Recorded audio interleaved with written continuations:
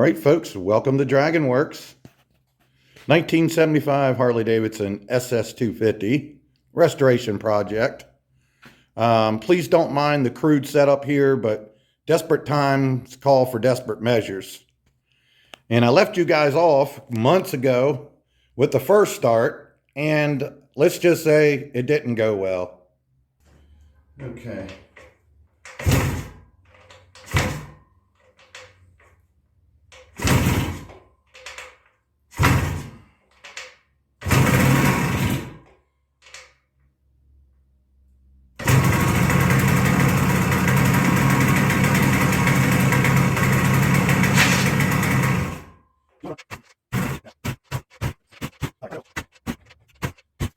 But anyway, after that video you saw there, I did try to kick it some more that day, and it did absolutely nothing. Didn't even try to fire up. Next morning I came in, started going over the bike, and found out that I had lost spark rather. We had no spark anymore. So I started going through, all the checks and everything and the procedure for no spark, and it seemed like it came down to the coil. And well, I took one off the other bike we have, the 76 SS250, and I tried that. That didn't work. So then I started taking all the components, the rotor and the stator and everything off the other bike, put it on here, CDI box. I tried all that stuff. Nothing would work. And so I determined that everything was good except for the coil, but it seemed that we had two bad coils, which is not unheard of. Both these bikes had been sitting for years and what have you, and it looked like somebody was trying to troubleshoot some electronic stuff. So anyway, we found some components pretty quickly, easily, all except for the coil. So we ended up picking up a couple more CDI boxes and voltage regulators. Now this system is like a few other old systems. The ignition and then the charging system are totally opposite of one another. They don't work together or whatever or anything. This little CDI box actually has a built-in regulator, rectifier regulator. So it has its own separate coil down here. And that CDI box rectifies back in here. Oh, back in there. I'll show you some other pictures later. But anyway, it has its own system. And then this thing here, has a built-in rectifier regulator. And then that just sends the power right out to the coil and bang. So anyway, I checked all that stuff out and everything kept checking out. The coil has such low resistance, 0.5 ohms, that it says unless you have laboratory instruments, you can probably not determine that thing's bad. And the manual even says the only way to really find out is to try a good working coil. Well, that became the problem. We could not find a coil anywhere. We ended up, this one just came in from Belgium, no kidding. And I put it on the bike.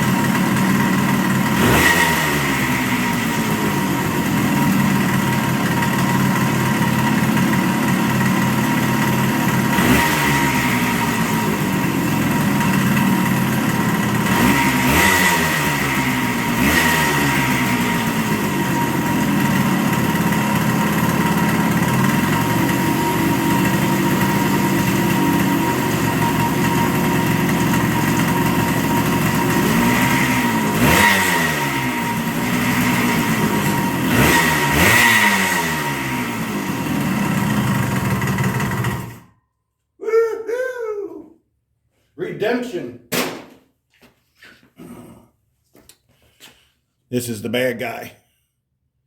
He no good. Boy, what a difference working components will have on your project. So anyway, guys, I'm going to put up, we'd like to get a couple more just in case. These are used old coils. Can't find any new ones. There are none. And these are very specific to this bike. You can't use any other coil. Some will work, but it can possibly burn up your other stuff. So you got to stick with this one. It's very low resistance. So you put a high resistance coil on here, then you start burning up CDIs. These parts are extremely rare and getting very expensive. So can't play around. But anyway, I'm going to put up the part number, the brand, all that information here. If any of you have any information or have any of that stuff, please contact me. My information will be linked in the description, or if you're seeing this on Facebook, just message me or call me. My information's right there on my Facebook page. Link is in the description. Contact me about any electronic components to these bikes. Anyway, so bingo, we got it. For those who don't know, I took the pipe off the other bike because the one we have is, sorry about me shaking the camera here, jumping around, guys.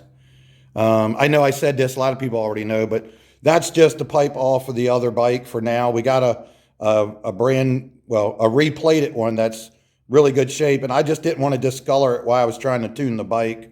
And of course the tank and the side covers, we got all that stuff in there, but I couldn't piece this thing together until I knew that it would run, and then we can start putting it together. Now, the other situation I got, and I'm trying to go over a bunch of stuff as quick as I can. Bear with me, guys. This thing's actually oil injected, so it's got a little pump on the motor, and it directs oil right into the engine there, and I got it hooked up to a bottle, so it's not going to be 100% that way. So I got to get all that hooked up, and then it'll probably run better, and I can tune it and all that kind of stuff. But wow, what a difference that made. That thing ran awesome. So the thing was really loaded up because, like I say, the whole time I was trying to start this thing in that other video, it was just bogging and blowing smoke and oil. I didn't know the coil was going out because it looked like I had good spark when I started.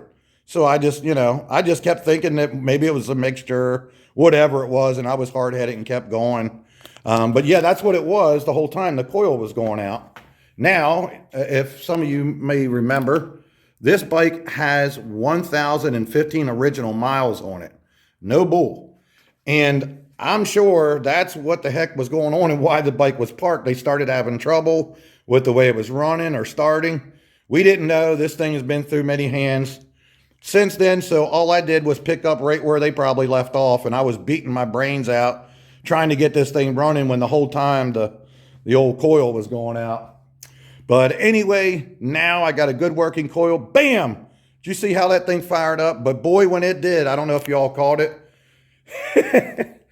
So one thing I didn't do was I didn't clean this pipe out off of that other bike. That bike also had some ignition problems and was not running. We could tell by the way they had unhooked and labeled stuff. And we found out that the other bike also had a bad coil that we tried. So this pipe was loaded up and I never cleaned it. I just slapped it on here. So the combination of this oiled up pipe and then this thing getting oiled up from me trying to start it. When I started it, look at that oil blew out of there. Oh my goodness. What a mess, man. What a circus. But anyway, hey, I'm gaining on it, okay? I'm going to get this thing.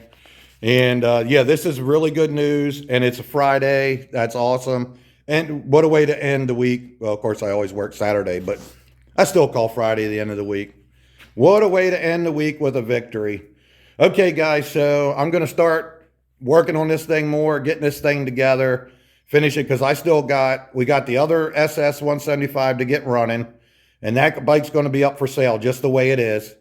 And then I got to get on the topper scooter. You remember I started out with that thing. And then we thought this, it was supposed to be such good condition. We thought a couple months on this, we just dial it up and then get back on the topper. But then when we got this, we found out it needed a lot more than we ever figured on. So here we are. Thanks for listening to me ramble and mumble. I hope you enjoyed it. So yeah, thanks for sticking in here with me. Looks like a skeleton. Look at the wires everywhere. I've tried so many different coils and different combinations.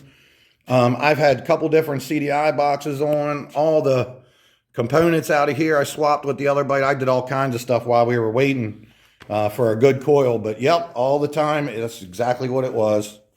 So victory. I know you guys aren't as excited as I am, but man. Whew, that was a rough 2 months right there. Thank God we got it solved. All right, guys.